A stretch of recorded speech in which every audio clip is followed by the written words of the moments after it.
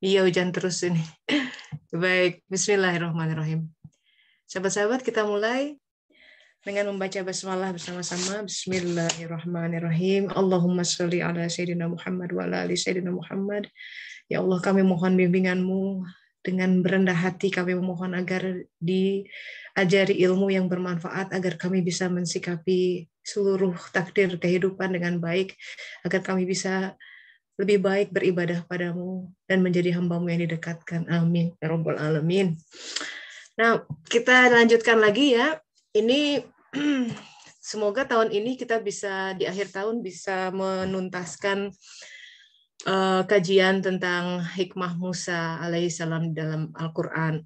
Sebagai seorang nabi yang namanya paling banyak disebut dalam Al-Quran, itu Allah sudah kasih hints tuh. Pelajari gitu ya. Karena harusnya ada sebuah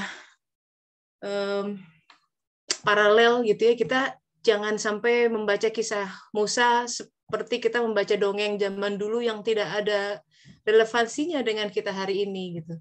So what's the point gitu? Padahal Al-Quran adalah kitab yang harusnya bisa mengubah diri, mengubah kehidupan. Mukjizat Al-Quran yang dikatakan mukjizat terbesar Rasulullah SAW, harusnya kita buktikan bahwa dengan Al-Quran itu hidup kita menjadi lebih terang.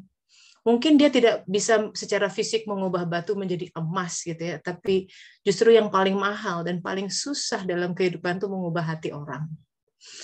Ya, mengubah hati orang tuh it took a miracle, it takes a miracle, dan Al-Quran adalah syifa, suatu obat dari kegalauan hati kita, obat dari kegelisahan kita, obat dari ketakutan kita terhadap hal-hal yang bersifat ilah-ilah selain Allah. Sahabat-sahabat, kita lahir ke dunia ini membawa sebuah dahaga, sebuah rasa haus inner gitu ya, sebuah rasa yang inert di dalam diri kita. Setiap kita tanpa kecuali, disadari atau tidak, diakui atau tidak. Karena kita pernah testify gitu, kita bertemu dengan dia di alam alastu, surat Al-A'raf 172 ya. Pertemuan yang alastu bi rabbikum itu udahlah, that's our first love. And ever since, we are longing for that love. Ketika kita lahir ke dunia, kita sebenarnya mencari objek cinta, sang cinta yang sejati. Hanya kemudian pencarian itu menjadi suatu petualangan panjang, karena kita melompat dari objek-objek kecintaan yang satu ke yang lainnya. Di awal waktu kita mencintai orang tua, dan tentu sampai sekarang kita mencintai mereka, sampai suatu saat di mana kita harus menjadi entitas yang terpisah dari mereka. Bahwa kita lahir melalui mereka, iya, tapi kita bukan milik mereka. Kita pun begitu terhadap anak-anak kita. Mereka lahir melalui kita, but they are not us. Mereka bukan kita, mereka bukan milik kita. Mereka akan menjelang suatu hari, suatu masa di mana takdirnya akan sangat berbeda. Bahkan anak kembar siam yang lahir dari rahim yang sama pun two totally different faith gitu. Karena Rasulullah mengatakan jalan menuju Allah sebanyak nafs, sebanyak jiwa hamba-hambanya. Nah, kehausan itu kadang kita mencarinya di dalam suatu objek-objek selain dia. Kita mencarinya di pasangan, suatu cinta yang dalam, sampai suatu saat kita terpisah. Apakah itu oleh kematian, atau oleh suatu perceraian, atau apapun. Kemudian kita mencari kecintaan di dalam pekerjaan. Walaupun dibalut dengan kata-kata amal soleh, suatu karya besar. Siang malam kita luangkan waktu, curahkan tenaga, pikiran, semua untuk itu. Berdasarkan sebuah kecintaan yang dalam.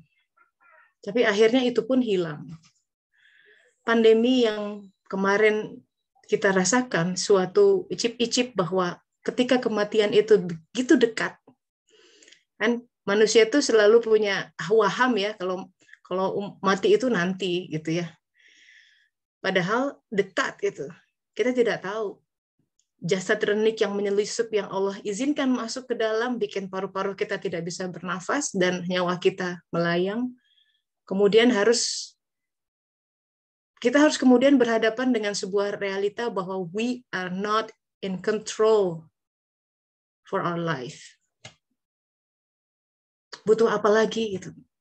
Kemarin kita sudah menyaksikan sebuah pagelaran besar di mana semua kapitalis pun bertekuk lutut, pesawat-pesawat tidak terbang, jalanan sepi ketika lockdown, bisnis gulung tikar. Mana lagi gitu, butuh ayat apa lagi. Tapi itulah ceritanya dari dulu juga.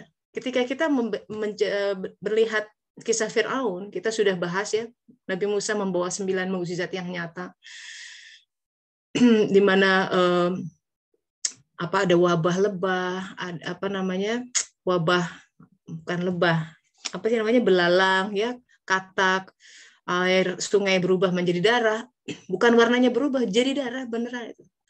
Kan Firaun udah mulai gemetar tuh di situ. Sudah kita bahas tentang ini. Di dalam hati kecilnya sebenarnya dia sudah mulai, ini jangan-jangan benar utusan Tuhan. Tapi kemudian egonya menghalangi dia dari beriman. Nah, hari ini kita akan lihat episode berikutnya tentang bagaimana Firaun berhadapan dengan Musa yang didampingi oleh Harun, dan bersama Firaun di situ ada keluarganya dan para ahli sihir. Di mana terjadi sebuah episode di mana terjadi ini pagelaran kekuatan gitu. Kita lihat ya suratnya di surat Asy-Syu'ara surat 26 ayat 45. Auzubillahi minasyaitonirrajim. Kemudian Musa melemparkan tongkatnya. Tiba-tiba tongkat yang sudah berubah menjadi ular, jadi begitu dilempar ke tanah dia berubah menjadi ular dan menelan segala yang mereka ada-adakan itu. Itu setelah para ahli sihir melempar tongkat mereka yang tiba-tiba berubah jadi ular.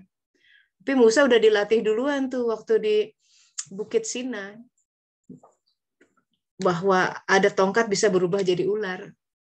Jadi ketika menghadapi ini sudah well trained beliau. Nah, di sini pun ada sebuah pesan ya, rasanya kalau Allah itu menghadapkan kita pada suatu ujian, kalau ditelisik ya, coba ditelisik lagi. We are already well trained, udah dilatih sebelumnya, udah dikasih persiapan. Karena Allah tidak menzalimi hambanya. Jadi tidak ada yang sifatnya tiba-tiba gitu ya. Begini, kalau ditelisik ke belakang, kita akan lihat, oh pantesan ya. Aku begitu dulu tuh berarti itu persiapan menuju tahapan ini. Aku menghadapi ini. Coba dilihat, pasti ada. Coba dilihat, pasti ada. Kadang kita lalai dengan tanda-tanda itu. Sebelum menghadapi ujian besar dalam kehidupan, itu biasanya Allah sudah kasih penguatan kiri kanan, didatangkan anu, didatangkan B, C, D gitu ya, diubah sedemikian rupa kondisinya. Begitu ujian itu datang, kita nggak kolaps. Seharusnya seperti itu. Tapi kalau misalkan tidak sabar, tidak syukur, ya mau dikasih penguatan seperti apapun akan tetap nangis-nangis gitu ya, akan tetap menyalahkan Tuhan malah. Nauzubillahi min dzalik. Ya, jadi peristiwa ini sebenarnya suatu pagelaran besar ketika Musa berhadapan dengan para ahli sihir. Tapi di situ, dilihat di ayat berikutnya, tersungkurlah para penyihir itu dalam keadaan bersujud. Di sini Firaun egonya kena tuh. Maka kita skip ke ayat 49. Firaun kemudian menimpakan hukuman kepada para penyihir itu. Jadi di sini sebenarnya ada sebuah pesan bahwa Firaun itu sudah kalah telak. Semua kebenaran yang Musa sampaikan sudah solid, tidak tergoyahkan. Ular yang mau makan ular kecil itu adalah lombang dari ego. Egonya sudah ditelan gitu. Sebenarnya Firaun sudah mengimani Musa di saat itu. Di dalam Fusus Hikam Ibnu Arabi, kitabnya Rasulullah yang diberikan oleh Ibnu Arabi, dalam Fusus Hikam dikatakan Firaun sudah mulai goyah di situ. Dan tapi namanya ego itu kuat ya. Nah, ini musuh kita semua, ego. Udah tahu salah ya. Tapi suka pakai tapi ya, tapi kan gitu kan. Dia selalu mencari legitimasi, mencari argumen, tidak mau bertekuk lutut. Gitu aja. Untuk kita pelajarannya nih ya, di mana di penggal ini ego Firaun itu besar sekali, dan ego yang menghalanginya dari suatu kebenaran walaupun sudah jelas semua tanda-tanda nggak diterima juga. Sebenarnya kalaupun di situ pada saat itu gitu ya, misalkan ya, what if scenario, ya bisa beriman pada saat itu selamat. tidak akan sampai peristiwa besar. Tapi kan memang qadarullah, Allah punya rencana lain bahwa harus terjadi sebuah kisah epik pengejaran ya Bani Israel oleh Firaun dan kemudian nanti laut terbelah. Itu harus terjadi. Tapi kita lihat sahabat-sahabat bahwa ketika kita bicara tentang Firaun, kita bicara tentang hawa nafsu yang itu merupakan hijab terbesar kita dalam kita mengenal Allah. Seperti Nabi Isa alaihissalam berkata, hijabmu yang paling besar, your greatest barrier, gitu, yang menghadapi Allah Ta'ala, menutupi kita dari ma'rifat kepadanya, menutupi kita dari sebuah kedekatan dengannya adalah hawa nafsu kita sendiri, di dalam diri. Apa-apa yang di luar itu pancingan, tapi justru di dalam diri, yang merupakan hijab berikutnya, yang sangat besar. Dan ego itu luar biasa tricky. Kita sudah belajar ya. Makin kita belajar tentang ilmu, ya, makin belajar Al-Quran, dia paling jago mengambil suatu dalil untuk pembenaran dirinya. Kan ego yang membuat kita tidak mau menerima, seseorang tidak mau menerima kebenaran. Apalagi itu disampaikan oleh orang yang dia pandang itu lebih rendah dari dia. Firaun itu kan begitu, dia merasa dirinya lebih tinggi dari Musa. Melihat dia membawa kebenaran, egonya ini apa orang pakaiannya kumel dibandingkan dengan dia ya, nggak punya pengikut gitu. Pokoknya nggak banget deh gitu ya. Terus dia harus mengikuti orang semacam itu. Nah itu ego. Tapi kan dalam keseharian kita pun diuji dengan itu. Dalam fenomena yang berbeda-beda ya.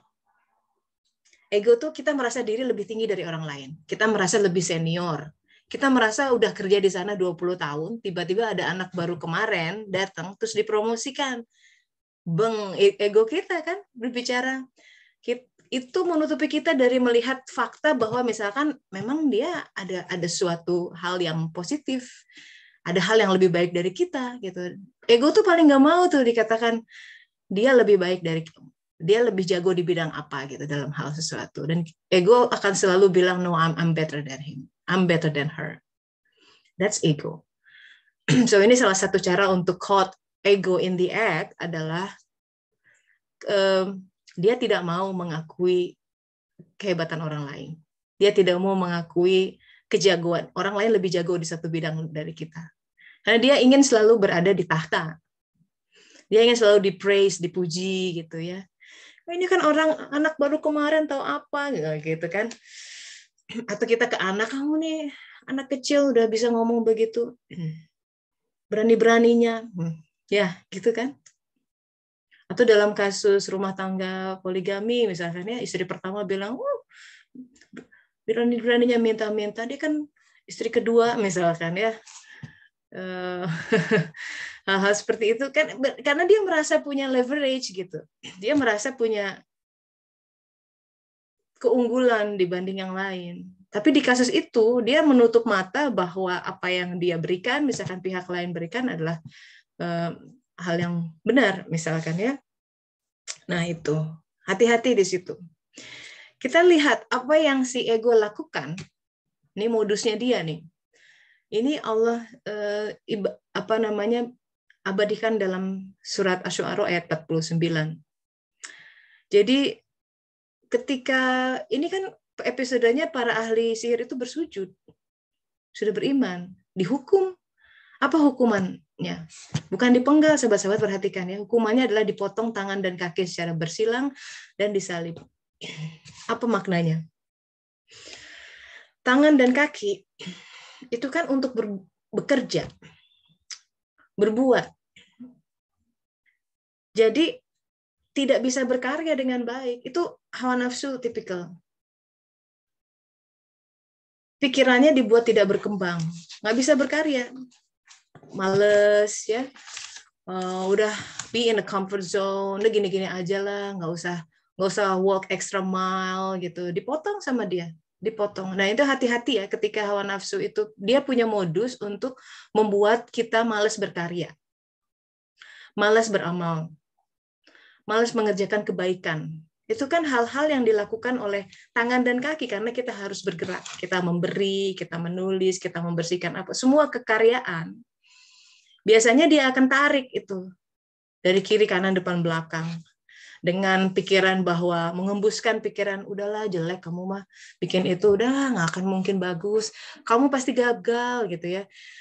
Atau ditarik ke arah lain, di mana sesuatu yang itu sebenarnya bukan bidangnya, tapi karena hawa nafsu bilang, tapi kan keren kalau ngerjain ini. Tapi kan ini proyeknya uangnya gede, walaupun hati nurani bilang jangan diambil karena itu bukan haknya atau bukan pas bidangnya, tapi si hawa nafsu bilang, udahlah ambil dulu, setahun aja gitu ya. Tajam dan sangat halus. You have to be aware of that voices inside of you. Itu hawa nafsu yang ngomong. Nah, suluk itu harus membawa kepada suatu posisi di mana someday kita akan bisa membedakan suara-suara itu dalam hati. Ketika kita sudah mulai berjarak dengan pertolongan Allah Ta'ala. Gimana caranya? Sabar, sholat. Udah balik ke basic gitu ya. Sholatnya benerin. Itu syariat Rasulullah SAW, syariat Islam. Kerjain dengan benar, otomatis hati jadi terang. Insya Allah. Ya. Nah, kemudian makna disalib adalah, ya kan kalau sesuatu disalib itu dilekatkan erat-erat. Jadi tidak bisa move on, itu karakter hawa nafsu tuh. You cannot move on tuh lagi disalib di titik itu sama hawa nafsu. So much hatred gitu terhadap suatu penggal dalam kehidupan udah lewat. Minggu lalu, bulan lalu, tapi kita entah kenapa hati kita terpaut di situ, hati-hati lagi disalib sama dia. Karena kalau karakter orang beriman, you have to work with the flow. Karena kita harus iman bahwa kita dicipta dalam setiap ciptaan ya, sesaat demi saat itu dalam sebuah episode penciptaan yang baru. Seperti halnya Rasulullah yang memaafkan orang yang ngebully dia tuh, dipanggil ya Muhammad gitu ya, panggil berulang kali, but every time dia datang, every time. Walaupun dia begitu datang diketawain, siapa yang manggil gitu. Semuanya begitu. Ya ini udah ada yang raise hand nanti ya, kita habiskan dulu ininya pembahasannya. Terus ya itu, jadi hati-hati ya, di sini karakter hawa nafsu itu menyalip kita pada suatu hal sehingga kita nggak move on, sehingga kita nggak fleksibel, kita tuh tidak mengalir dalam kehidupan. Itu salah satunya. Nah, apa yang terjadi kemudian setelah episode ini? Sebenarnya ya, kalau boleh dianalisa, ini kan kemarahan Firaun sudah tinggi nih, sudah di sini gitu. Bisa aja tuh dia menjatuhkan titah. Tangkap semua, termasuk Musa, Bani Israel. Tenggal semua. Ini orang yang bapaknya pernah membunuh semua anak kecil ya. This ruthless, he can do that gitu. Dia bisa saja begitu. Tapi kemudian seolah-olah dia membiarkan suatu episode di mana Bani Israel bisa keluar dari negeri Mesir. Karena setelah ini kan episodenya Nabi Musa membawa Bani Israel keluar dari negeri Mesir. Dikisahkan oleh para ahli tafsir bahwa kok bisa ya Bani Israel kan jumlahnya banyak tuh. Kan kalau orang yang keluarnya 10-20 sih ya nggak akan terpantau, ini berbondong-bondong, kok bisa dibiarkan keluar. Konon katanya dulu itu Bani Israel meminta izin kepada Firaun, ingin mengadakan suatu perayaan apalah agama mereka, tapi harus pilgrimage, something like that. And somehow itu diizinkan. Padahal ini di tengah-tengah konflik seperti ini diizinkan. Di dalam Al-Quran dikatakan keluarlah pada malam hari. Itu juga sebuah simbol gitu ya. Kalau ingin lepas dari hawa nafsu, mesti menghidupkan malam. Karena ada rahasia di malam hari itu. Ada kekuatan yang tidak didapat dari siang hari yang sibuk gitu dengan banyak hal. Banyak tahajud, bangun di malam hari zikir, kontemplasi, itu akan melemahkan si hawa nafsu. So, kita tahu ketika sebenarnya Firaun di sini setelah melihat segala bukti yang dibawa oleh Nabi Musa, sebenarnya hatinya mulai kecil dan sudah beriman. Seperti kita ketahui, tapi kemudian Bani Israel memang takdirnya bisa keluar dari negeri Mesir. Dan memang harus begitu. Kenapa? Ini luar biasa ya, penggambaran Al-Quran. Musa membawa Bani Israel keluar negeri Mesir, si Fir'aun akan ngikutin, mengejar. Secara historik begitu ya. Betul, secara historik begitu. Fir'aun keluar dari negeri Mesir mengejar. Tapi secara hakikat, bahwa hawa nafsu memang harus keluar dari bumi Mesir, itu bumi jasadnya. Harus bisa keluar dari situ, keluar dari pengaruhnya dalam arti. Nggak terpengaruh lagi oleh dunia dan bumi diri, dan mengikuti si jiwa. Karena jiwa pada akhirnya harus jadi imam. Begitu. Dan yang terjadi adalah, kita lihat yang menarik, tadi kita bicara di surat Asy-Syu'ara ya, penggal tentang ini, dialog ini. Tapi yang menarik, ini hebatnya Al-Quran. Someday, kalau ada orang yang bisa memetakan, kenapa kok lompat-lompat gitu kisah Nabi-Nabi itu? Kenapa nggak dibuat seperti di Bible, misalkan satu berurut? It will be, secara matematik tuh ada metasphere gitu. Satu disimpan di surat 26, satu disimpan di surat 10. Dia akan membentuk sebuah tatanan yang dalam, kompleks, dan mengagumkan. Jadi tidak linier. Makanya belajar Al-Quran tidak bisa linier. Karena apa? Karena hidup itu tidak linier, sahabat-sahabat. Ya kan? Hidup tuh nggak gitu-gitu aja. So many dimension. Terlalu banyak dimensi dalam kehidupan yang kerap membuat otak kita ya pecah gitu, kepala kita untuk menghadapi, kok bisa gini, kenapa begini, kenapa begitu. Karena kalau kita terbiasa berpikir linear, tidak melihat dimensi lain, ya akan selalu terseret oleh takdir kehidupan. Maka dalam surat Al-Baqarah dikatakan beriman pada yang gaib. Itu bicara tentang dimensi lain. Kalau kita bicara di dua dimensi, itu hanya ada panjang dan lebar. Orang dua dimensi nggak akan bisa lihat volume gitu. Itu gaib buat dia, ya kan? Tapi begitu 3 dimensi ada volume. Itu kegaiban, itu adalah sesuatu hal yang berkah sebenarnya. Dan iman, makanya taking the leap of faith, dia bilang iman pada yang gaib. Iman itu membawa kita bisa melompat kepada suatu hal kegaiban. Maka kita butuh iman dalam hidup. Kalau tidak ada iman, pecah sudah kepala kita, gila sudah kita. Kalau sudah tergerus oleh fenomena, dan kita tidak pernah paham bagaimana sebenarnya kenapa begini gitu ya. Kan pertanyaan klasik adalah, kalau Tuhan Maha Pengasih, kenapa ada pembantaian di muka bumi ini, itu kan? Itu karena kita bicara dari 2 dimensi ke 3 dimensi nggak akan kelihatan. Kita butuh iman untuk bisa membaca apa yang ada di balik itu. Apa yang ada di balik sebuah kegagalan, di balik sebuah perceraian, di balik sebuah perselingkuhan, di balik sebuah sakit gitu ya, episode dibuat sakit, dan lain sebagainya.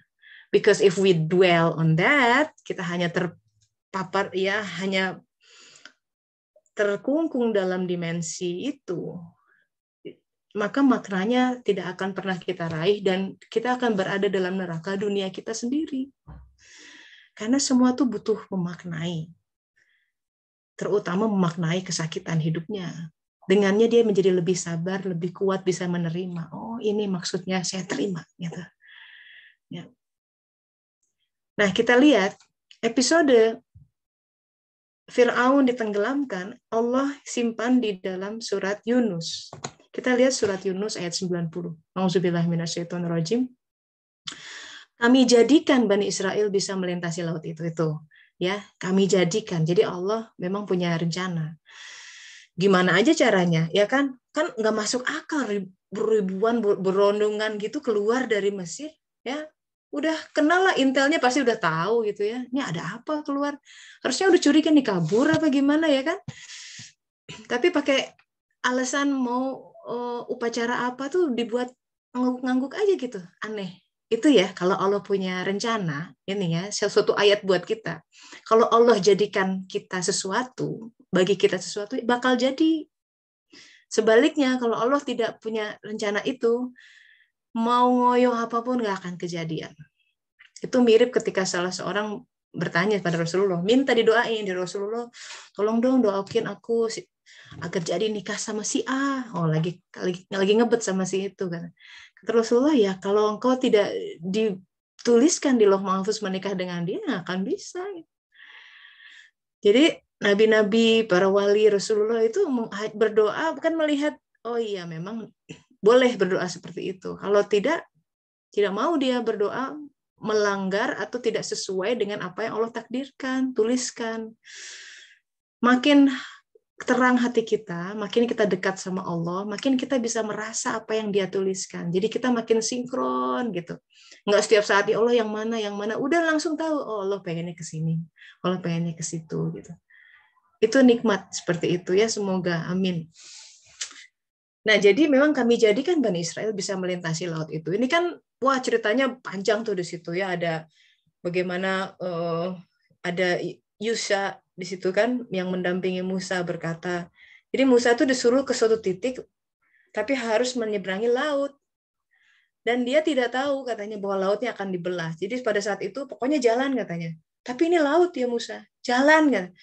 Terus jalan. Jadi air sudah basah-basahannya dulu selutut, sepaha, sedada. Terus Yusa bilang begini, kita jalan terus, kita bingung ini mau apa, mau berenang apa gimana gitu. Ini laut, ya bukan kolam, dalam gitu. Orang bisa mati di situ.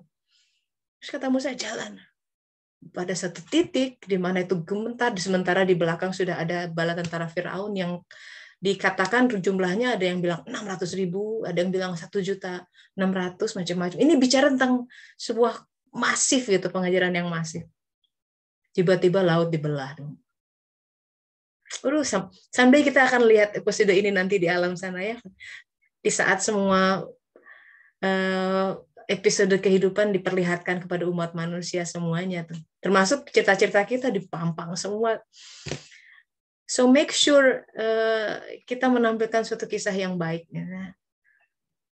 Kita cuma hanya bisa berimajinasi saat ini. Setidaknya ada imajinasi dari film Ten Commandments gitu ya. Bagaimana laut dibelah.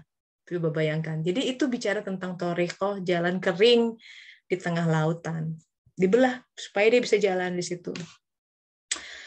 Another thing is, gini ya. Begitu Firaun lihat episode ini luar biasa kan, dibelah, Musa dan pengikutnya lewat, dan ini bukan lewatnya bukan semenit 2 menit, banyak kan. Jadi ini episodenya lama sebenarnya. Dia ada pilihan sebenarnya untuk tetap mengejar Musa ke sana dengan risiko apapun ya. Dan ternyata memang risikonya adalah tenggelam di sana, laut kembali ditutupkan. Atau dengan bala tentara seperti itu, dia kan bisa udah lihat, karena dia penguasa negeri itu, dia bisa lihat kalau dia nyebrang sini, dia akan mencapai titik sana.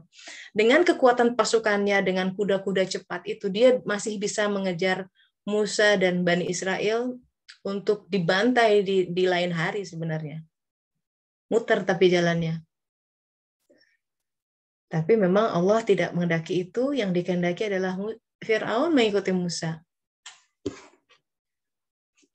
Lalu Fir'aun dan bala tentaranya mengikuti mereka. Tuh. Itu salah satu kehendak Allah. Fir'aun dan bala tentaranya. Niatnya menganiaya dan menindas. Tapi kemudian lautan ditutup. And this is the thing. Ini yang penting. Ketika hampir sakaratul maut, dia berkata, mengucapkan kalimat tauhid. Aku percaya bahwa tidak ada Tuhan selain yang telah dipercaya oleh Bani Israel. Jadi dia mempercayai Tuhannya Bani Israel. Itu menurut ulama, kalimat ini merupakan statement tauhid level beginners. Karena bukan aku percaya pada Tuhannya Musa, tapi Tuhan umatnya. Itu sudah sebuah statement tertentu di situ. Tapi perhatikan sekali lagi bahwa Fir'aun, Allah preserve ya, abadikan pernyataan tauhidnya di sini. Jadi kalau misalkan secara logika itu tidak masuk akal memang seorang raja mau mengambil risiko memasuki laut terbuka yang terlihat sangat seram. Membentang bukit seperti jurang tinggi itu. Sebenarnya ya kalau mau Suruh aja pasukannya atau jenderalnya ngejar, dia tetap tinggal di ujung lain. Nah, ada rahasia lain yang diungkap oleh kitab Fusus Hikam. Dalam Fusus Hikam dikatakan, ketika Fir'aun melihat Bani Israel selamat, ia ingin masuk menyeberang, walaupun situasinya menyeramkan. Karena dia mengandalkan satu keimanan kecil agar dia juga diselamatkan. Sekali lagi, kalau hanya ingin membunuh Musa dan kaumnya, he can do that another day. Muter, akan kekejar kok, akan kekejar pasti. Bantai itu semua di padang pasir. Tapi nasib Fir'aun memang harus ditenggelamkan untuk sebuah amar atau urusan Allah. Dan setidaknya Allah akan menyelamatkan jasadnya, kan? Allah selamatkan jasadnya. Nanti ditemukan oleh seorang ilmuwan Prancis, Maurice Bucaille. Gara-gara itu dia masuk Islam. Aneh. Ceritanya ada khusus lah, silahkan cari bukunya. Kemudian apa arti badan Fir'aun yang diselamatkan? Karena Fir'aun adalah simbol hakikat, simbol hawa nafsu, artinya hawa nafsu itu memang sebenarnya tidak boleh hilang. Tapi dia harus menyatu dengan kehendak jiwanya. Itu yang Rasulullah katakan, setanku telah Islam, kata Rasulullah. Itu hawa nafsunya sudah berserah diri. Ya. Dan kalau kita lihat kembali lagi, ini kenapa peristiwa penenggelaman Fir'aun itu diletakkan oleh Allah di surat Yunus. Surat ke-10. Tadi kan kita bicara di surat Asy-Syu'ara. Kenapa nggak dilanjutkan aja gitu ya? Loncat itu. Episode penenggelamannya disimpan di surat Yunus ayat 90. Kita lihat surat Yunus ya. Di situ bicara tentang dalam kisah Nabi Yunus tentang penyelamatan penduduk sebuah kota bernama Nineveh. Ini juga luar biasa di belakangnya. Cerita panjang gitu ya. Tapi kita bicara di sini adalah ada suatu kemiripan antara keimanan penduduk kota Nineveh dengan Firaun. Jadi penduduk kota Nineveh itu ini kota yang azab tuh sudah menggantung di langit. Nabi Yunus tuh ada, udahlah turun azab begitu dah. Seorang nabinya udah kelihatan. Itu adalah kaum Nineveh itu bukan kaum Bani Israel ya. Ini menarik sekali. Nabi Yunus itu Bani Israel, dia harus menyeru kaum yang bukan Bani Israel, yang terletak di daerah Irak Utara. Kenapa kaum ini mereka mendustakan banyak utusan dan berlaku kejam, maka Allah menurunkan azab. Ini yang menarik. In the end, it's a happy ending. Karena kota itu diselamatkan. Apa yang terjadi? Menit terakhir, gitu aja, udah kelihatan di langit. Langit berubah merah, gelap gitu ya. Itu mengerikan sekali. Kalau imajinasi film-film Hollywood tentang Armageddon, The Last Days, itu mungkin seperti itu. Angin kencang, udahlah. Rajanya mengajak taubat, dan taubatnya diterima oleh Allah Ta'ala. Ini mirip seperti Firaun di saat-saat terakhir kematian, sudah di depan mata, taubat diterima oleh Allah Ta'ala. Ini semacam iman yang ada muncul. Dan sebenarnya ya, bukan iman dadakan. Bukan iman dadakan. Seorang Firaun sudah mulai beriman sejak dialog rahasianya dengan Musa di hadapan khalayak. Kita sudah bicara tentang ini. Ada dialog rahasia di antara mereka. Dan penduduk kota Nineveh itu sebetulnya sudah beriman sebelumnya, hanya mereka lupa. Yang kemudian diingatkan kembali. Jadi fungsi para utusan itu memang untuk mengingatkan. Nah, ini adalah sebuah pelajaran buat kita ya, bahwa Allah Ta'ala yang hanya mengetahui isi hati manusia. Jadi kita pun nggak bisa, sama sekali tidak bisa melihat misalkan, apalagi terlontar dari kata-kata misalkan, udahlah hopeless aku sih sama dia. Jangan begitu. Allah tuh sampai nafas terakhir masih bisa orang diterima taubatnya. Ya, jangan sampai kita lihat udah dia mah kehidupannya hancur menurut kita ya. Jangan-jangan kita yang katanya baik ya, sholatnya rajin, kita tidak pernah tahu makar Allah di saat-saat terakhir kehidupan kita, nauzubillah min dzalik. Maka kita harus senantiasa dalam keadaan takut, humble ya, tak usah judging orang lain ya. Setiap orang itu ada ya diproses oleh Allah Ta'ala, dan kita harus menghargai proses itu. Jadi para ulama itu sebelum Khusus Hikam menjelaskan itu sepakat bahwa Firaun meninggal dalam kekafiran. Coba kalau lihat yang lain tuh kafir. Tapi when we see ya, kenapa diabadikan di sini ada satu kalimat. Seharusnya logika kita mengatakan logika aja nih ya. Diampuni gitu bahwa. Tapi ini menarik, ini bisa menjadi memancing perdebatan. But I'm not into that. Bahkan dalam kisah Ibnu Katsir pun Firaun cenderung tidak diampuni. Hanya masalahnya di situ ada kalimat tauhid. Ini ya, peristiwa tauhidnya Firaun ini kontroversial sekali. Jibril alaihissalam pernah berkata sama Rasulullah tentang periode itu Musa dan Firaun. Hai Muhammad, katanya, seandainya engkau melihatku sedang membelah laut, aku menginjak mulutnya Firaun. Jadi Jibril hadir di saat itu, laut terbelah.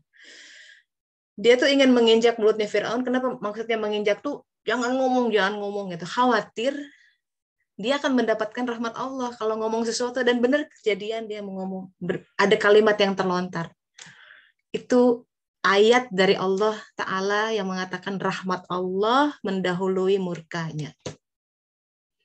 Jadi sahabat-sahabat yang merasa sudah tenggelam dalam dosa, sholat nggak benar gitu, kayaknya hopeless deh gitu, bisa selamat di alam barzah, apalagi masuk surganya. Jangan. Up to the last moment, selama nafas masih ada di sini, minta ampun, minta maaf. Because every time we sin gitu, ketika saat kita berdosa, dosa itu kan sesuatu yang membuat kita jauh dari Dia. Kita pikir berdosa itu bermaksiat atau apa ya, padahal kita sholat pun bisa dosa. Ada hadisnya, ada sholat yang bukan menambah dekat tapi menambah jauh. Jadi hati-hati mengadakan semua yang kita andalkan amal-amal tapi hatinya tidak ikhlas, itu malah bumerang, membawa kita menjauh darinya. Tapi tetaplah berpengharapan. Selama masih ada nafas, tetaplah berpengharapan. Karena Dia akan menerima kita. Benar. Nggak ada yang lebih benar dari ini, bahwa Dia rahmatnya mendahului murkanya. Maka Dia memperkenalkan dirinya Ar-Rahman Ar-Rahim. Dia yang Maha Kasih, Maha Penyayang. Dan Dia selalu menanti gitu ya, kapan kamu kembali gitu. Nah, itu taubat kita di situ. Dan akan selalu diuji. Ya, diuji oleh kesulitan, diuji oleh kemudahan. Kamu serius nggak balik sama aku, gitu kata Allah. Kamu serius nggak mendekat dengan aku? Kalau aku hadirkan kiri, kanan, apakah kamu berpaling? Ya, so ini adalah episode menggemparkan, mencengangkan, di mana dalam sejarah Jibril bahkan berkata, aku tidak pernah membenci seorang pun dengan kebencian yang sangat, melainkan sama Firaun. Karena apa? Karena dia mengatakan, aku Tuhanmu yang paling tinggi. Itu benci banget tuh alam sana. Ini ada orang ngaku-ngaku. Kita memang mulutnya nggak ngaku, nggak berani dong. Aku Tuhan. Tidak, but we're playing God. Kita merasa kita Tuhan. Kita bilang we're control. We are in charge. Ini kan gue gitu. Tuhan dilewat. Mengambil keputusan-keputusan penting, apa istikharah, apa kemudian berkata, ya Allah, yang mana yang baik. Kita berserah diri, apakah begitu? Enggak, kita langsung hawa nafsu kita leading. Nauzubillah min dzalik. Kita mungkin tidak pernah berkata dengan lantang, aku Tuhan. Nggak berani kan? Pelajaran yang kita terima dari, wah, Firaun is a bad person. But no, secara tidak sadar, Firaun dalam diri kita makin tumbuh. Ego besar sekali. Nauzubillah min dzalik. Ya, jadi Allah menerima taubat seseorang yang terucap dari seseorang. Terlepas itu benar apa tidak, karena pernah ada peristiwa dalam sejarah ketika dalam peperangan ya, Usamah bin Zaid gitu ya, membunuh seseorang. Ya, ketika akan diumbas gini, tiba-tiba dia mengucapkan la ilaha illallah gitu. Tapi tetap dia tusuk. Itu Rasulullah marah tuh. Kamu tetap membunuhnya setelah ia mengucapkan la ilaha illallah, katanya. Ya, tapi kan itu trik gitu ya, katanya begitu. oh nggak diterima, nggak boleh.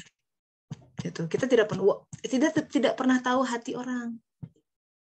Kalau waktu itu Usama berargumen, ya Rasulullah dia mengucapkannya karena takut mati dengan senjata kami. Tapi Rasulullah mengatakan, kenapa engkau tidak membelah dadanya sehingga engkau mengetahui apakah hatinya benar-benar mengucapkan la ilaha illallah atau tidak. Sampai begitu. Rasulullah tuh keras sekali ya. Emang kamu tahu apa dalam hatinya? Kok assuming itu kan cuma pura-pura la ilaha illallah, masuk Islam karena pengen begini aja, misalkan gitu. Kan kita tidak tahu. Itu ya, peristiwa itu Rasulullah ulang-ulang terus, saking itu bagaimana Allah menghargai Rasulullah ya. Jadi Rasulullah itu cerminan Allah Ta'ala. Satu umat, satu orang manusia, satu jiwa dihargai sedemikian rupa. Jangan, dia udah bilang la ilaha illallah, ditusuk. Itu ditulang-ulang terus peristiwa itu. Kata Usama, katanya saya, aduh, sampai saya berharap seandainya saya baru masuk Islam pada hari itu, karena dia merasa so feel guilty about it. Itu menunjukkan betapa beratnya kalimat la ilaha illallah, walaupun seseorang mengucapkannya, katakan menurut kita semacam muslihat agar tidak dibunuh. Fir'aun mengucapkan kata itu dalam Al-Quran. Sahabat-sahabat, di dalam Al-Quran ada 37 kalimat tauhid la ilaha illallah yang berkaitan dengan itu. 36 diantaranya diucapkan oleh Allah dan para nabinya. Coba dilihat konkordansinya. 36. Satu lagi siapa yang mengucapkan? Fir'aun. Ini aneh. Kenapa seorang musuh Allah kemudian Allah izinkan mengucap la ilaha illallah? Dan hari pada saat Fir'aun ditenggelamkan itu adalah 10 Muharram. Itu kan Rasulullah, itu hari Asyura. Jadi waktu itu kan Rasulullah mengetahui Bani Israel ada yang berpuasa pada saat itu, dan kata Rasulullah, sungguhnya kami lebih berhak puasa dibanding mereka, gitu kan. Nah itu. Jadi sekali lagi saat Allah membelah laut dan Fir'aun beriman, itu bukan dengan iman dadakan. Secara amaliyahnya Fir'aun memang harus bergerak mengikuti Musa. Dan kiranya kisah ini harus menjadi sebuah pelajaran buat kita ya, bahwa ini bukan sekedar kisah sejarah, bahwa episode kita berada di tengah laut, bahwa laut itu bisa terbelah untuk diri kita sendiri. Gitu. Mungkin tidak secara epik beneran sebuah samudera yang terbuka. Di nabi lain sungainya terbelah tuh bisa. Yusha itu punya nubuat yang sama, mukjizat yang sama dengan Musa. Dia bisa membelah sungai gitu ya. Sahabat-sahabat, kita sering ada dalam suatu keadaan yang kita udah stuck ya. Kayaknya nggak ada jalan lain, tapi Allah kan belahkan dengan ajaib. Setidaknya itu keimanan atau pelajaran, salah satu pelajaran yang harus kita ambil, bahwa Allah kuasa mengubah, membukakan jalan yang akal pikiran tuh nggak mungkin laut kebelah tuh gimana gitu, fenomena fisikalnya. But Allah bisa. So, bear that in mind. Ini takutnya pegal yang udah ngacung. Monggo Teh Lin. Yuk, silakan. Silakan, sudah raise hand dari tadi nih.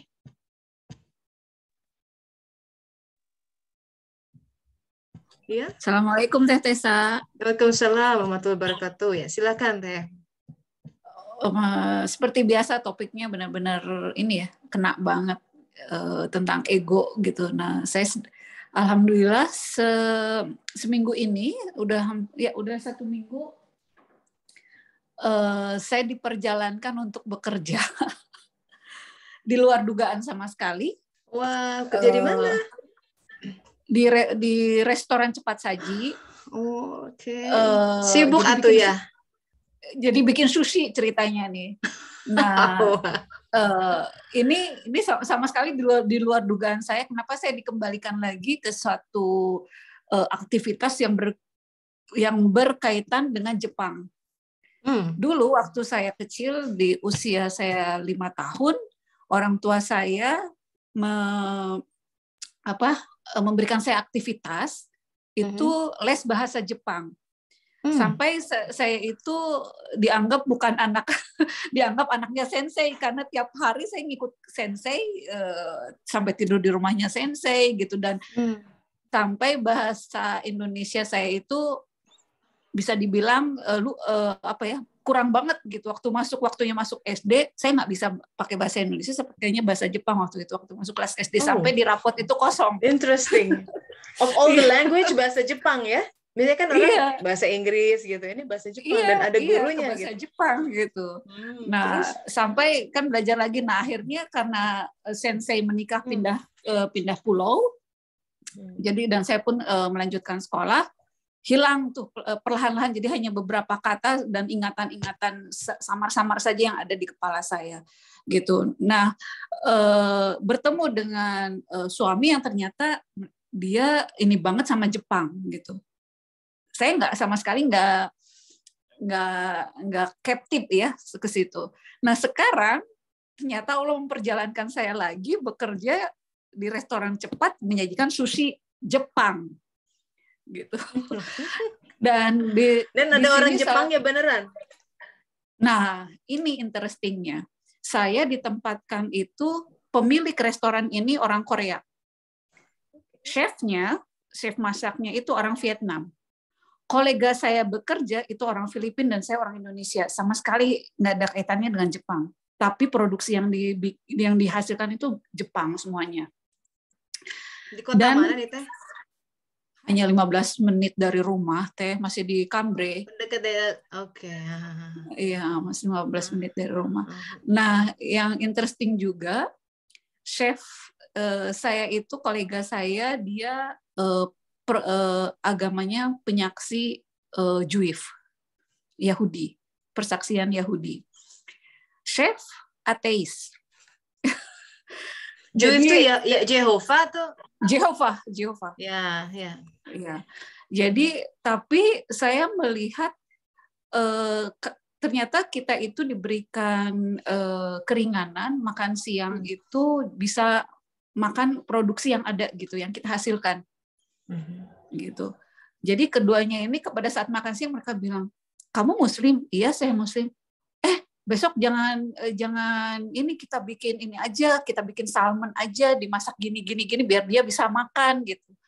Itu untuk saya suatu hal yang ini ya, apa maksudnya, mereka menyentuh, perhatian kecil tapi menyentuh gitu. Dan karena jam kerjanya itu kebetulan kan kita sekarang sudah masuk musim dingin nih.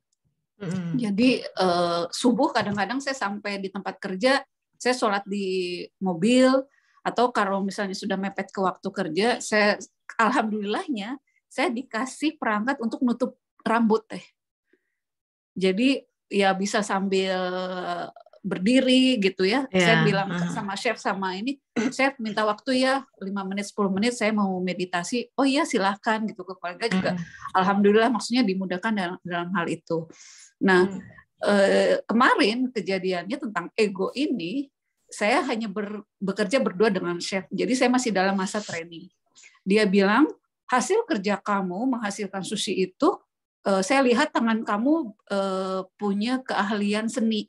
Jadi bagus sekali yang kamu hasilkan, tapi dalam segi waktu kamu sangat lama, dia bilang gitu. Jadi satu sushi itu saya bikin dalam waktu 5-6 menit. Dia bilang kamu kelamaan.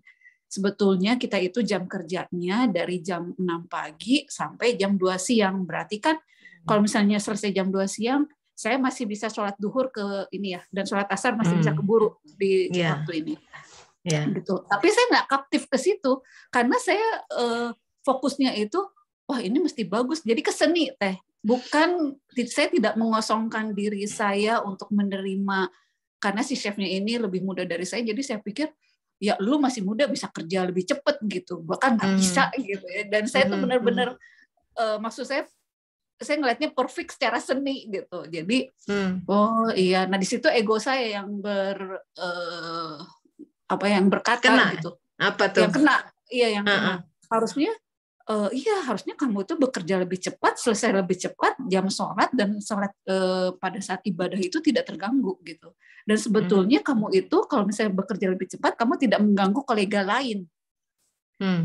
Gitu. Di situ karena saya merasa gue kan lebih tua, ya bodoh amat mau kerjanya slow kayak gitu ya, pokoknya yang penting kan bagus gitu. Nah, itu pukulan untuk saya untuk bisa mengesampingkan ego saya yang didompleng dengan kata seni gitu ya. Dilihat bahwa kamu bisa bekerja cepat, selesai cepat, ibadah kamu pun tidak akan terganggu.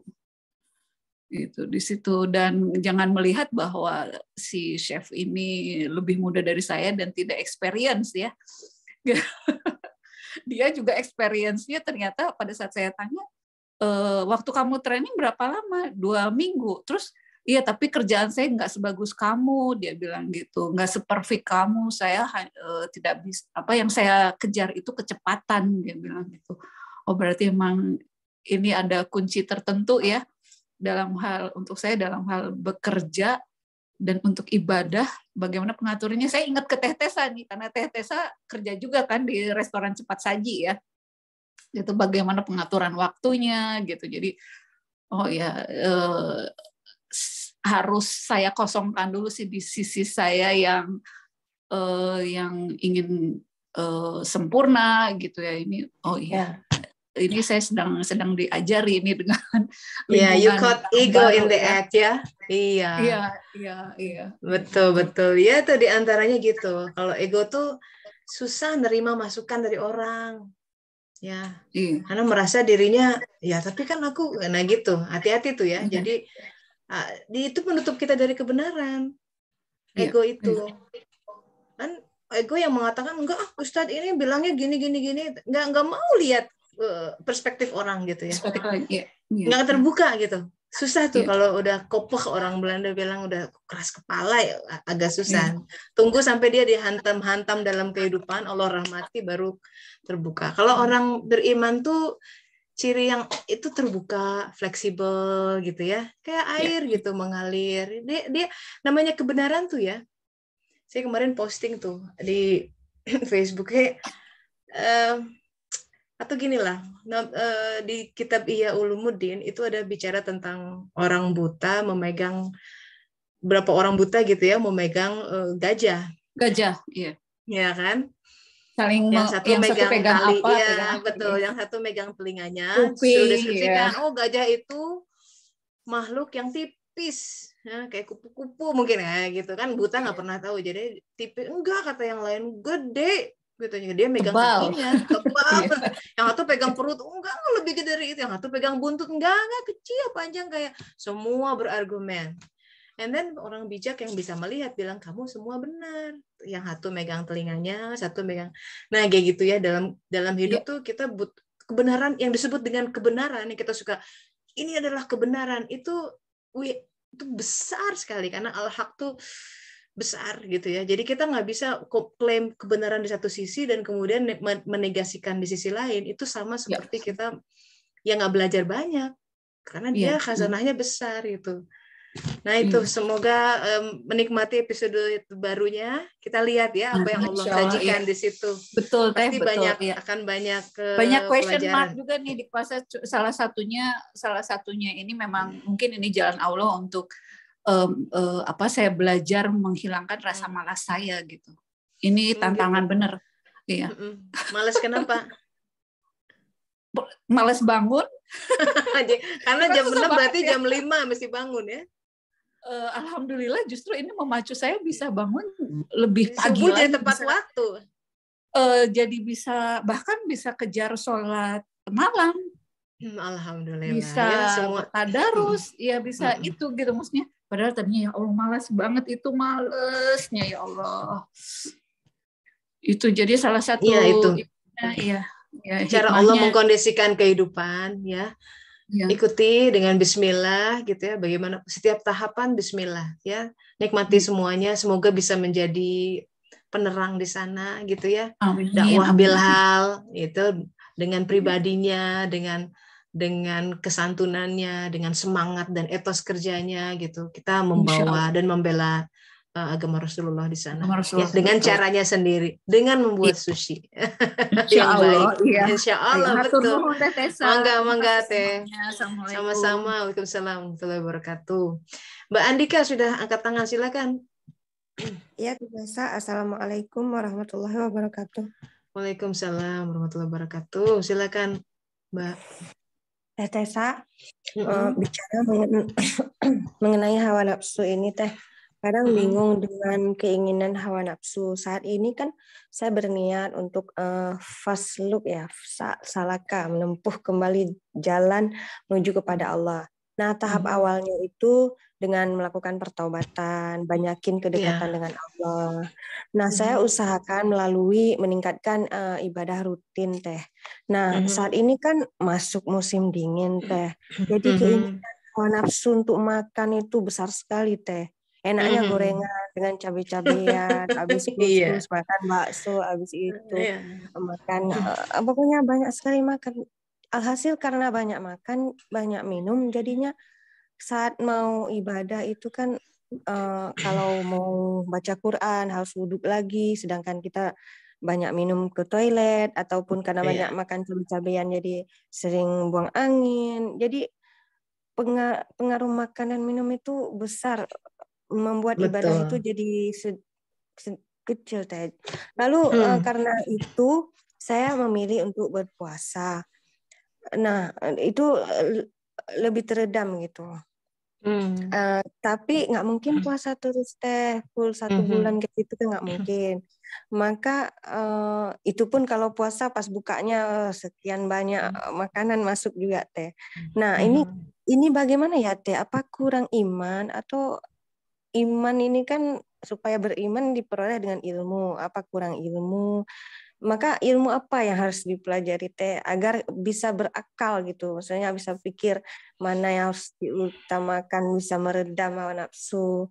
Sehingga ya itu, Teh, yang mau ditanyakan. Terima kasih. Iya, terima kasih, Mbak. Jadi memang pertama yang harus difahami it's a journey. Ya, yang namanya perjalanan itu ada proses. Nggak ada instan. Tapi justru ada banyak hikmah ketika waktu itu dibentangkan, so you know every details gitu.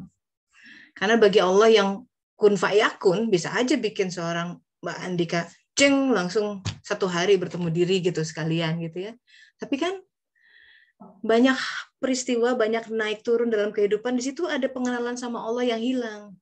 Padahal intinya dari kita dia ingin memperkenalkan dirinya di semua aspek, di semua ufuk, di setiap kehidupan kita. So my tips adalah just enjoy the road, ya. Don't be too hard on yourself, ya. Nikmati setiap prosesnya. Kalau lagi pengen makan, makan aja. Dalam arti ya jangan paksakan gitu. Karena agama itu mudah, jangan dipersulit. Gitu. Jangan sampai patah. Ini because this is a long term. Ya, maraton gitu. Ini bukan sprint. Jangan ketika semangat gitu ya, wah larinya kencang, baru sebulan 2 bulan collapse. Jangan sampai seperti itu gitu ya. Jadi so take it easy, ya, take it easy. Kita harus mengalir ya dengan zikir subhanallah, subhanallah, alirkan aku ya. Jangan, memang ini one of the pitfalls ya dalam ketika kita mau bertaubat, bersuluk itu ada panggilan yang kangen gitu sama Allah ya. Pengennya tuh sholat terus, pengennya ngaji terus, pengennya ngaji terus. Di sisi lain anak minta mama, suami minta ini, rumah tangga harus kerja, and we feel overwhelmed kadang-kadang. Sometimes it happen. It's very very common pitfalls gitu. Hal-hal yang terjadi ketika orang mau bersuluk, bingung bagaimana ini. Satu sisi jiwanya demikian melonjak, ingin beribadah, satu sisi nah kita yang harus frame adalah yang namanya ibadah, tidak hanya sekedar dalam ibadah ritual pribadi.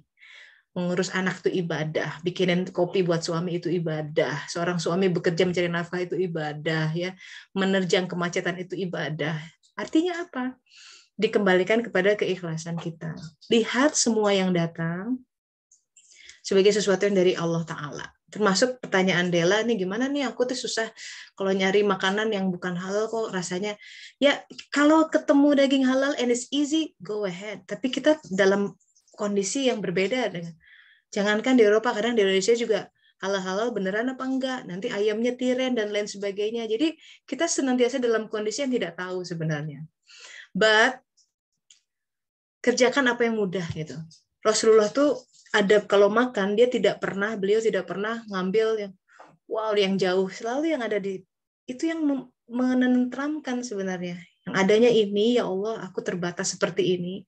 Kekurangannya, kita merasa tidak optimal melakukannya. Katakan itu sama Allah, ungkapkan itu dalam munajat kita, di dalam sholat, dalam sujud kita. Biasakan senantiasa dialog sama Allah Ta'ala tentang ini, tentang semua, tentang keresahan hati kita. Ya Allah, aku tuh sebenarnya pengen makanan ini, tapi ngomong sama dia. Karena hanya dia yang bisa membuka sebuah solusi yang tak terduga gitu. Tak ada ustadz manapun yang bisa melakukan itu. Bicara sama dia, curahkan semua keberatan hati kita dan lain sebagainya, nanti dia akan membukakan jalan yang terbaik. Udah ngomong saja itu sudah hati itu tenang, karena illa bizikrillah tatmainnul qulub. Itu ada nyambung gitu saja sama Allah Ta'ala sudah. And know ya, kita tuh tidak bisa mengandalkan amal-amal kita sama sekali. Mau apa tekor wes sudah. Jadi amal itu kita lakukan semua itu dengan baik tentu saja ya, kita beribadah dan lain sebagainya demi sebuah hajat supaya Allah melirik kita, memandang kita, tersenyum kepada kita, dan terus dirawat gitu on a daily basis setiap saat gitu ya. Jadi jangan berkecil hati, karena dia tuh maha pemaaf, maha pengampun, paling ngertiin kita gitu loh. Tapi yang kita sering kurang adalah kurang dialog sama dia, kurang curhat sama dia. Ajak dia bicara seperti kita curhat gitu sama pasangan misalkan ya. Tapi this is more intense karena dia bisa mengerti hati kita, yang hal yang terdalam yang orang lain tidak bisa lihat, bahkan pasangan kita nggak ngerti. Bahkan diri kita sendiri kadang-kadang tidak mengerti. Ajak dia bicara dalam munajat-munajat kita, dalam sholat kita. Ya, nanti kita lihat bagaimana Allah Ta'ala akan membukakan satu persatu. Ini mau tutup nih, tapi ada 2 orang angkat tangan, nggak apa ya. Siapa tadi duluan nih? Silakan Pak Muhammad dulu deh kayaknya di atas. Silakan Pak. Ya, Assalamualaikum warahmatullahi wabarakatuh. Waalaikumsalam warahmatullahi wabarakatuh. Kami ucapkan kepada Mbak Tessa ya. Saya sudah mengikuti selama setahun, tapi baru kali ini nih sharing. Gitu. Iya, alhamdulillah.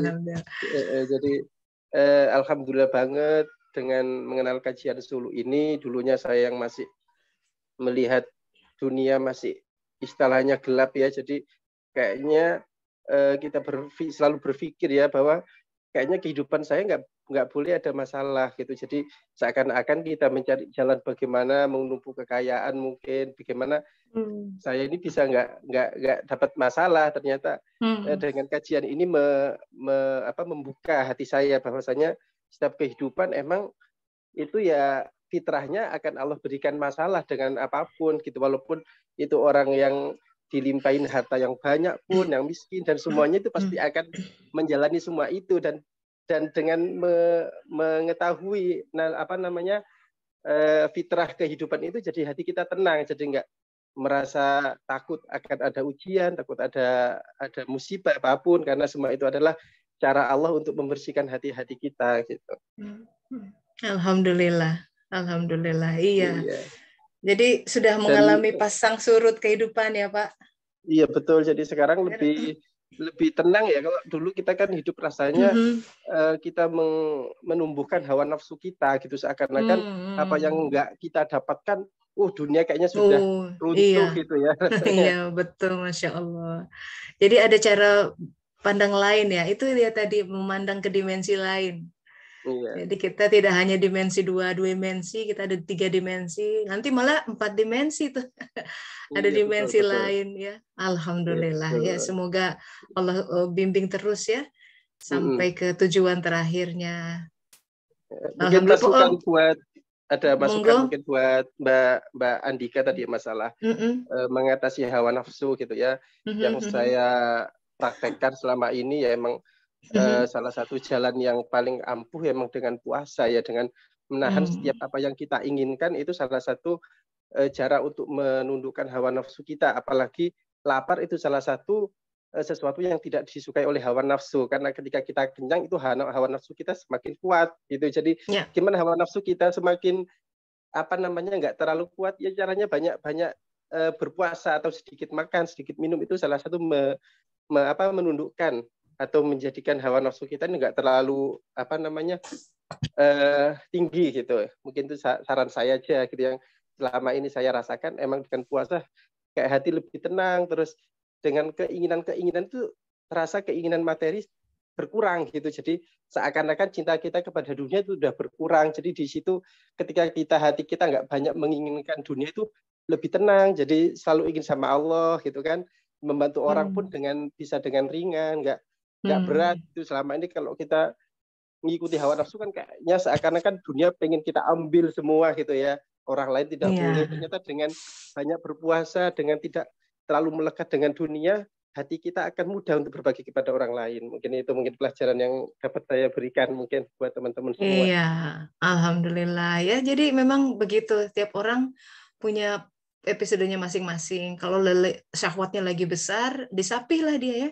Yang namanya disapih, kayak anak baru disapih pasti nangis. Kita juga aduh lapar gitu ya. Tapi tambah ilmunya gitu ya. Jadi dengan misalkan ada penguatan, kalau lapar itu sebenarnya sedang semua radikal bebas misalkan dibersihkan itu ya, ada penelitian tentang puasa itu bisa memperkuat. Jadi sehat batin juga sehat lahirnya gitu. Bismillah ya. Semoga. Makasih Pak Khalid, Pak Hafid ya, Pak Muhammad Hafid ada di mana posisinya Pak? Di Bekasi. Oh ya, alhamdulillah ya. Terima kasih Pak. Sama-sama. Sudah join ya. Silakan Mukti di sini, silakan. Ya, halo. Silakan Mbak. Waalaikumsalam warahmatullahi wabarakatuh. Ya tadi saya sempat dengerin yang pertama ya, terus kemudian hilang koneksi. Jadi relate banget sama keadaan saya saat ini gitu ya. Jadi ini kan udah second married saya gitu ya. Tapi yang kedua ini pun ternyata saya harus fail gitu.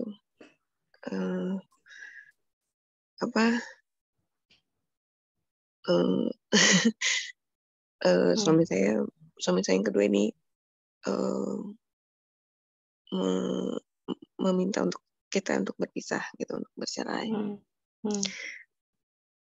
Jujur berat gitu, sampai sekarang pun saya kayak sulit menerima gitu. Walaupun memang tadi Mbak Tessa juga bilang biasanya kita kalau mau di ujian tuh udah dikasih latihan dulu gitu ya. Ya benar, memang dari bulan Maret sampai bulan Agustus dia tuh udah pergi gitu, terus kemudian kembali lagi, dan ini kejadian lagi gitu. Yang saya sebenarnya gini ya, dari kemarin tuh sudah ada ayat-ayat yang menghampiri gitu tentang penguatan, ada Allah, tawakal, tapi tetap aja gitu. Ada saatnya saya kuat gitu ya, kayak semalam ketika dia memutuskan untuk berpisah gitu, saya nggak nangis, saya nggak bersedih gitu ya sudah, kalau emang itu mau kamu gitu. Tapi di pagi harinya ketika saya ketemu dia, ngelihat dia gitu, itu mata saya sembab dan nangis lagi sampai saat ini nih. Jadi saya 2 hari nggak masuk kerja, cuman buat ya bukan meratapi ya, tapi kayaknya saya nggak bisa gitu, nggak nangis gitu, seperti itu gitu. Kalau ditanya apa yang nggak bisa lepas sama suami ya, karena walaupun kita baru mau masuk ke tahun ketiga gitu ya, banyak yang jadi malah kelihatan baik-baiknya dia gitu loh, daripada kurang-kurangnya dia gitu saat sekarang ini di memori saya gitu. Kemudian stigma masyarakat gitu ya, dan satu hal yang sampai sekarang saya nggak pernah tahu gitu, yang sampai sekarang saya mau cari tahu gitu, apa yang Allah inginkan sama saya. Nggak tahu mau apa sama saya.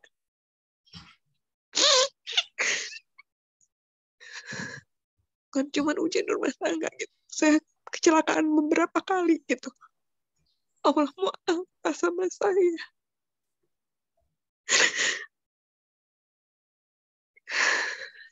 Maaf ya Teh. It's okay. Kegiatan. Saya ikut terapi Sulu. Saya sudah ikut kajiannya gitu. Sometimes saya kuat, tapi sometimes saya down lagi. Mungkin saya belum sempurna menerima ayat-ayat Allah gitu. Saya bingung, saya coba introspeksi atau apa gitu. Dan alasan suami saya menceraikan saya tuh buat saya sepele banget. Kebetulan saya bekerja, udah saya mengurus rumah tangga juga, sehingga saya di Jakarta, saya bangun jam 3 untuk masak, nyiapin semuanya, kemudian pulang maghrib. Which is ketika dia pulang sampai rumah, kadang-kadang ngeliat saya nggak senyum, ngeliat saya udah lelah, ngeliat saya tinggal di mawat, ngeliat saya ngantuk gitu. Cuman hal-hal kayak gitu yang, atau ngeliat ketidakstabilan saya ketika saya mau mens, yang tiba-tiba saya lagi bad mood atau bete, kayak gitu yang dia jadikan alasan menceraikan saya gitu. Demi Allah, saya tidak melakukan kesyirikan, saya tidak melakukan selingkuhan, saya tidak melakukan dosa besar gitu. Saya sampai ya tadi apa yang Allah mau sama saya itu aja. Yeah. I'm so sorry for you. It's must have been hard. Dan ya butuh waktu untuk mencerna ini semua buat seorang Mbak Mukti. Semoga Allah berikan jalan yang lapang gitu ya untuk kedua belah pihak. Barangkali kan dalam perceraian itu tidak semudah itu. Ada talak 1, talak 2. Pengadilan agama juga tidak akan jadi perceraian itu sahabat-sahabat ya. Dalam Al-Quran, walaupun dalam hadis dikatakan bahwa itu adalah sesuatu boleh tapi Allah tidak sukai, tapi dalam Al-Quran tidak ada satupun yang mengatakan perceraian itu sesuatu yang buruk. Karena pada kenyataannya bahkan memang kita kadang nggak cocok satu sama lain.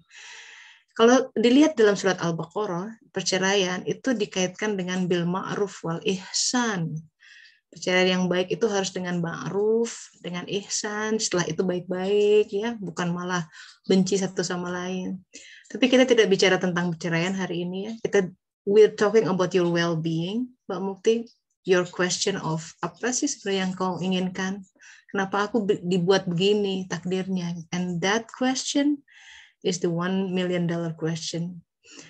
Pertanyaan yang harus selalu ditanyakan di dalam, sebenarnya di dalam semua sujud kita, terlepas kita sedang dalam masalah atau tidak. Kalau Mbak Mukti lihat di chat, semua sahabat-sahabat memberi sebuah penguatan ya. So, Masya Allah, silakan kita doakan buat Mbak Mukti supaya kuat menjalani takdir ini. Tadi dalam testimoni Mbak Mukti juga bahwa, oh iya Allah tuh nggak tiba-tiba, udah ada gejala-gejalanya. Ketika ini datang, ingat bahwa Allah berfirman, aku beserta hati hamba-hambaku yang remuk.